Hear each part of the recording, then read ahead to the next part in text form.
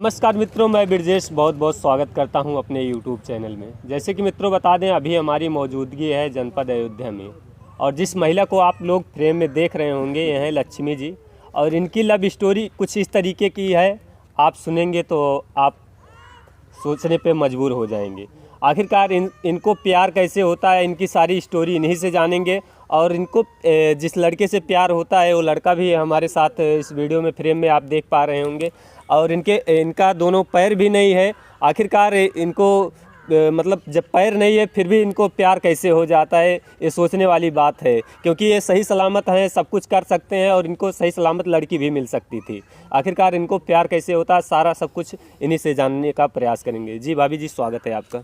भैया के YouTube channel में स्वागत है। जी जी, मैं जानना चाहता हूँ, आप काफ़ी अमीर घर की मतलब बिटियाँ हैं और आप कहीं ना कहीं ये काफ़ी गरीब परिवार से हैं, तो आपको इनसे प्यार कैसे होता है?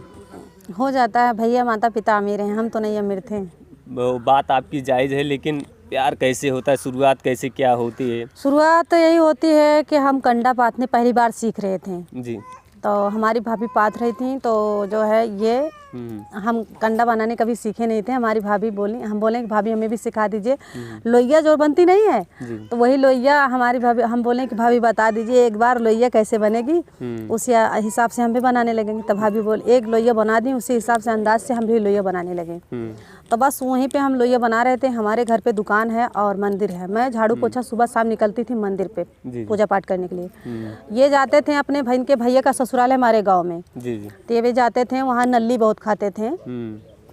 नल्ली खाते थे और नल्ली खाते समय जो है ये खा के वो वापसी अपने भैया के घर जा रहे थे, भाभी के।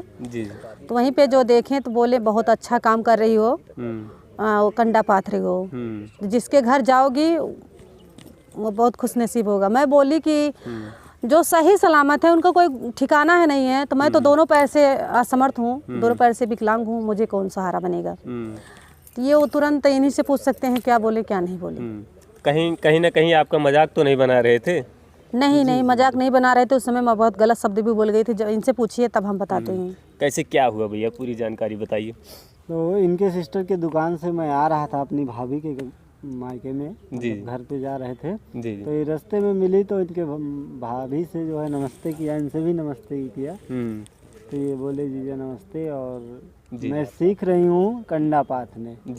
तो हमने बोला कि बहुत ही अच्छा आप काम कर रही हो। उस समय जो है गैस का इतना जो है नहीं था घर घर में, इस समय तो गैस है, उस समय नहीं था। हम बोले बहुत सुंदर काम कर रही हो आप, जो है पैर से प्रॉब्लम में है और आपको लकड़ी और कंडा कहीं खोजने जाना नहीं पड़ेगा, आप घर पे उपलब्ध कर लीजिएगा। तो ये बोली कि जीजा ऐसे क्यों बोल रहे हो, मुझे पाथने नहीं आता है, मतलब बनाने नहीं आता कंडा, तो मेरा मजाक उड़ा रहे हो। बोले नहीं, बहुत अच्छा काम कर रही हो, आपकी तारीफ कर रहा हूँ। तो ये बोली कि जो है जो अच्छे भले हैं उनका कोई तो सहारा बनता नहीं है, हम तो दोनों पैर से विकलांग हैं, हमारा कौन सहारा बनने वाला है। मतलब इस प्रकार से जब बोली तो मैं उसी वक्त इनके भाभी के ही सामने इनसे भी मैं यही बोला कि क्या मुझसे शादी करोगी। जी, उसी वक्त आप प्रपोजल दे दिए? जी, उसी वक्त इनके भाभी के सामने मैं बोला क्या मुझसे शादी करोगी। तो उस समय गाली भी दे दी और बहुत ज़्यादा गुस्से में बोली। तो मैं बोला कि आपको ऐसा कोई शब्द नहीं बोला हूँ जो आप इतना नाराज हो रही हैं। आप अपने घर में अपने सदस्य से पूछ सकते हैं, अगर सहमत तो होंगे तो बताना, नहीं सहमत है वो भी बताना, हम फिर आएंगे तो आपसे पूछेंगे। इतना ही बोल के मैं भाग आया। और उसके बाद काफ़ी दिन के बाद रक्षाबंधन का त्यौहार पड़ा, तो मैं गया था, उस समय ये जल गई थी। तो इनके सिस्टर से मैं पूछा कि आपकी छोटी बच्ची कहाँ है, क्योंकि हमें वो शब्द पूछना था। तो मैं जो है जब पूछा इनकी सिस्टर से बड़ी वाली, तो वो बताई कि वो जल गई हैं, वो बेड पे ही रहती हैं। तो आया अपनी भाभी से बताया, क्योंकि अकेले किसी के घर में तो जा नहीं सकते। तो फिर ये जो है अपनी भाभी से बताया, तो हमारी भाभी जो है बोली कि हाँ चलेंगे देखने कैसे जल गई, बताया उनको। फिर वो गई, जो जा रही थी आगे तो इनके घर के सामने मतलब बैठी थी इनकी मम्मी। तो इनकी मम्मी से हमारी भाभी बातें करने लगी। और जब वो बातें करने लगी तो इनके बरामदा में, घर के सामने बरामदा बना है, बरामदे में ही इनका चारपाई था, उस पे मैं ये लेटी थी। मैं डायरेक्ट घुस गया और इनका हमारी तरफ चेहरा नहीं था, सिरानी थी जी। उधर से बोला नमस्ते सर। तो ये मुझे उसी वक्त गाली वाली देने लगी जी। जब खड़ी होके मतलब जैसे थोड़ा घूम के जब चेहरा मेरा देखी तो नमस्ते नमस्ते बोली। उसके बाद मैं सॉरी बोला क्योंकि इनके सर पे जो मतलब शरीर पे कपड़ा नहीं था, ये जल गई थी।